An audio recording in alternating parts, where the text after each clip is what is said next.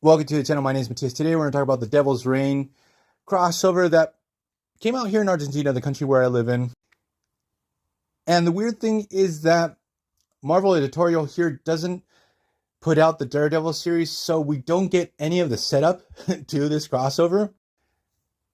So we're plopped right into the middle of this story, and there's a lot of stuff that I don't understand what's going on. Another thing that's painfully apparent when you read this is that it has a ton of tie-ins that also Marvel Editorial didn't put out here in Argentina. So you have like big holes in the story that you don't understand what's going on. So the story starts off with obviously like a retreading of the Dark Reign era of the Marvel Universe when Norman Osborn had taken over S.H.I.E.L.D.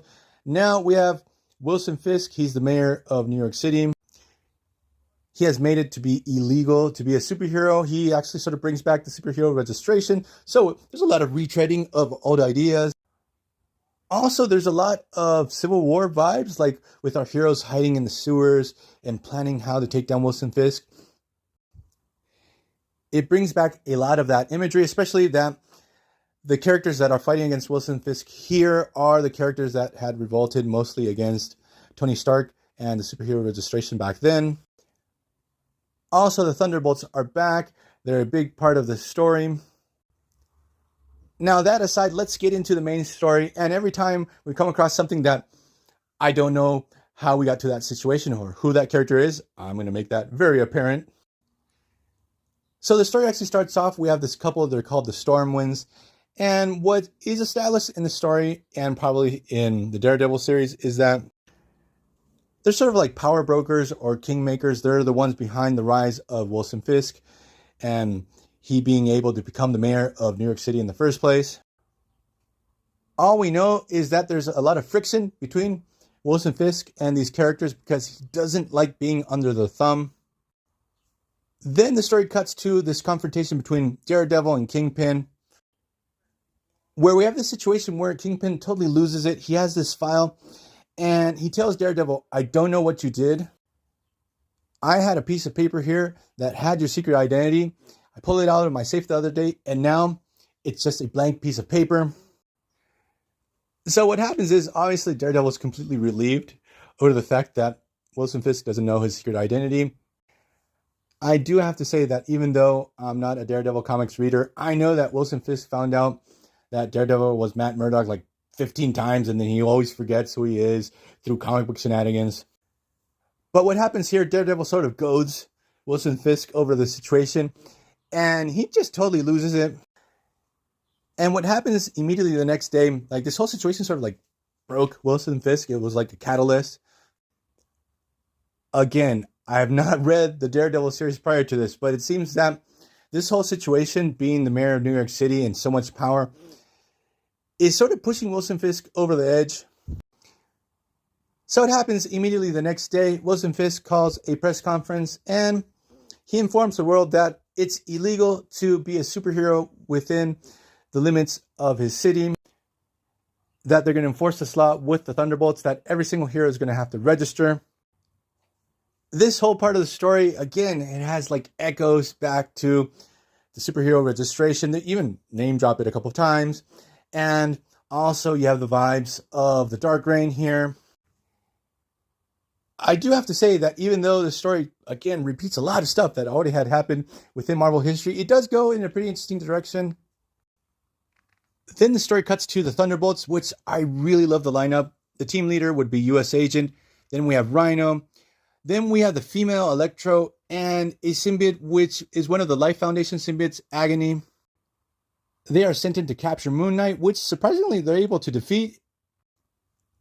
Then the story cuts to Miles Morales, Spider-Man, who during this time had a very odd costume. Thank God this was very short-lived.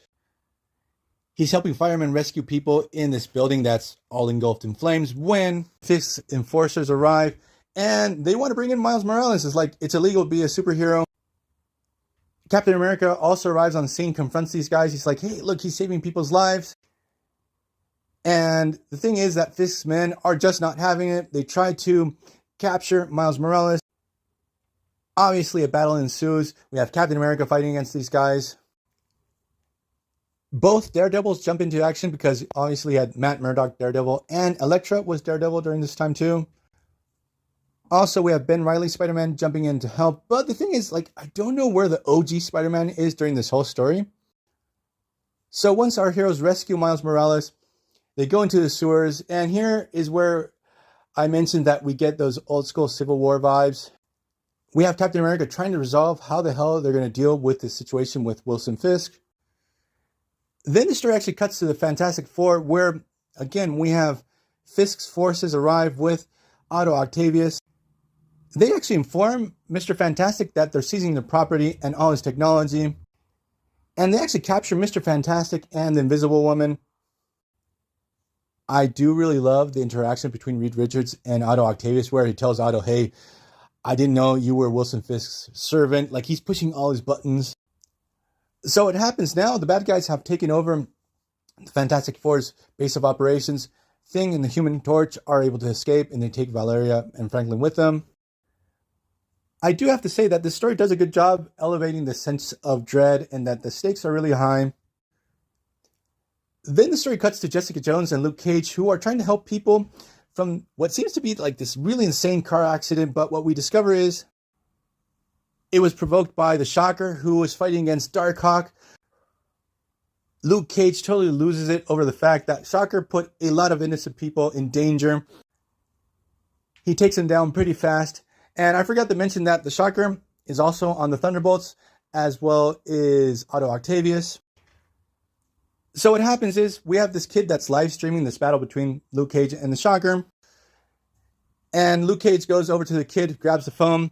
He gives like this superhero speech about the fact that superheroes save people's lives and that Wilson Fisk is totally evil. And basically, in Luke Cage fashion, he declares war on Wilson Fisk. And I really love as the story evolves, like Luke Cage, even though he does the right thing, and Jessica Jones too, they both realize that they have a family and that they have put their child in danger. Then the story cuts to two characters that I have no idea who they are. Obviously, they have been set up in the Daredevil series. We have another son to Wilson Fisk. His name is Butch.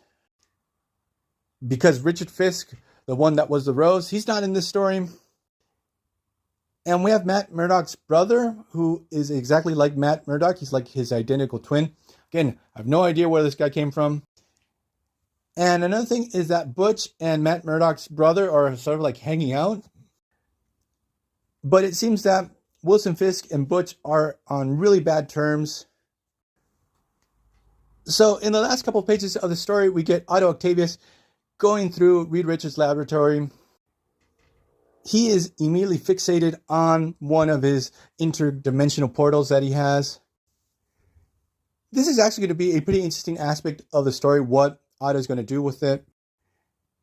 We also discover, at least I discovered, that Wilson Fisk was using the Purple Man to be able to manipulate everyone in New York City. Again, this was probably set up in the Daredevil run. And that also, we have a thing with the fact that the Purple Man has a bunch of kids running around the city that also have his powers. And I got to thinking that whatever happened to the Purple Man's daughter that was on Alpha Flight, like she never appeared again outside of that series.